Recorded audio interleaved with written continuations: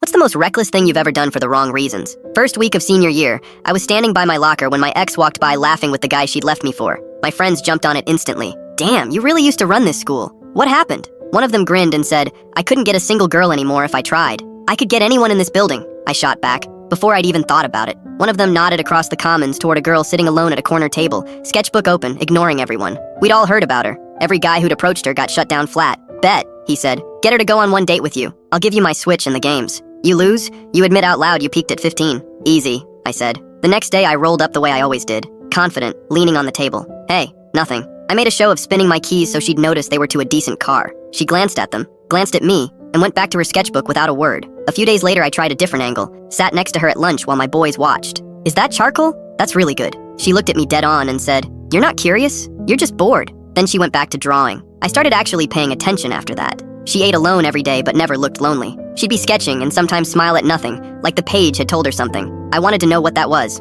I found another excuse. After school I saw her drawing on the bleachers. What is it? I asked, and realized I actually wanted to know. She eyed me, suspicious, then said, A heron. They stand still for hours. Then they're gone before you even see them move. That was our first real conversation. Over the next few weeks we kept crossing paths. Some of it accidental, a lot of it not. Each time we talked a little longer. One afternoon I spotted her by the creek behind the school, crumbling bread for the birds. No friends around. No audience. I walked over anyway. Why are you always by yourself? I asked. She looked at me like she hadn't expected the bluntness. It's simpler this way. I kept pushing. Why not let anyone in? She laughed, but it came out hollow. Do your parents have steady jobs? A house? I said yeah, confused. If you'd spent middle school moving between foster homes, she said, and the one place that finally felt safe sent you back after 8 months, how would you spend your lunches? My stomach dropped. I had nothing. She nudged my shoulder. Relax, loser. I actually like talking to you. You too, I said, and this time I meant it. She smiled, and my chest did something stupid, and that's when I knew I was in trouble. That week I found my friends and told them the bet was off. Knew you couldn't do it. One of them laughed. The other said I was washed.